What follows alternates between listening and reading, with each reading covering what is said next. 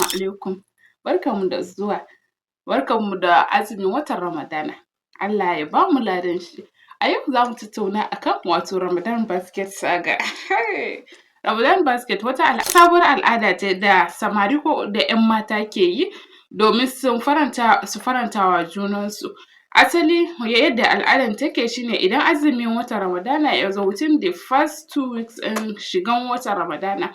saurayi zai je ya gwangwaje budurwar shi ya siya mata kayayyaki kamar su complex,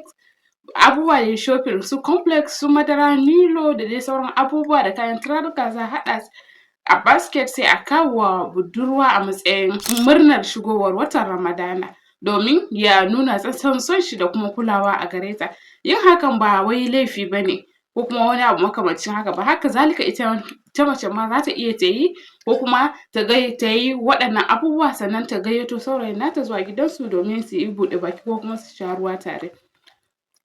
Ba wai yin Ramadan basket ɗin ne matsala ba ko kuma wani abu makamancin haka, amma yadda 'yan matan yanzu ko kuma da samarin yanzu suka ɗauka akan cewa abin har suna so su mai da shi ya zama dole akan cewa saurayi idan har kuna soyayya da yarinya dole ne idan azumi ya zo sai ka mata Ramadan basket, idan ba ka yi mata ba ka nuna cewa kamar irin ba ka son ta ko kuma ba ta kai ka yi mata ba ko kuma wani abu makamancin haka. To kun kalla a nan kuma an ɓata yanayin al'adan tun da kyautatawa ce kawai ta ihsani. Ke kuma mace bai kamata a ce ki fito ƙarara ki nuna kwaɗayinki ko kuma wani abu a kan hannun namiji ba tun ma kafin ki shiga gidan shi ko wani abu makamancin haka. Kuma dan ya miki Ramadan basket ba shi ne yake nuna miki cewa idan kin shigo gidanki zai ci gaba da miki wannan abubuwan ko kuma hidima ko kuma wani abu makamancin haka, ko kuma idan ya miki shi ne zai nuna cewa idan kin shigo gidan shi ma fa zai iya rike ki mai kyau, ko kuma dan bai miki ba baya nuna cewa idan kin shigo gidan shi ba ki ji daɗi ko wani abu makamancin haka ba.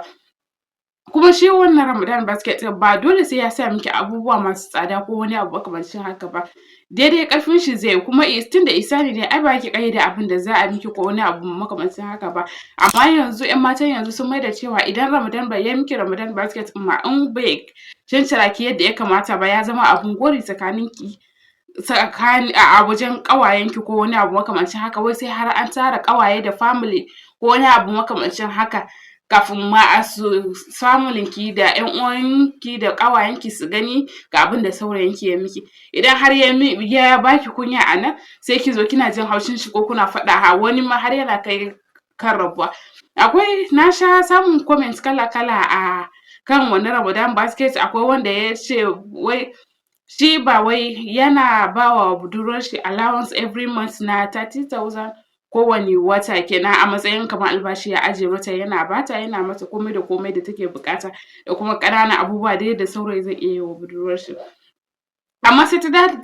da hankali akan cewa bai kawo mata Ramadan basket ba, gashi har Ramadan yana so ya shiga sati na 2 ko kuma na 3. To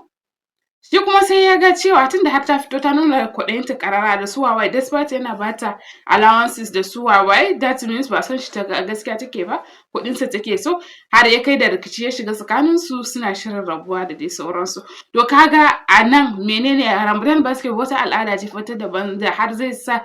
ki zo ki rasa saurayin da kun jima kuna abuna ko kuma wanda ma har ya kai ga aure dan bai miki Ramadan basket ba ki ce ki fasa ko wani abu makamancin haka. Ina so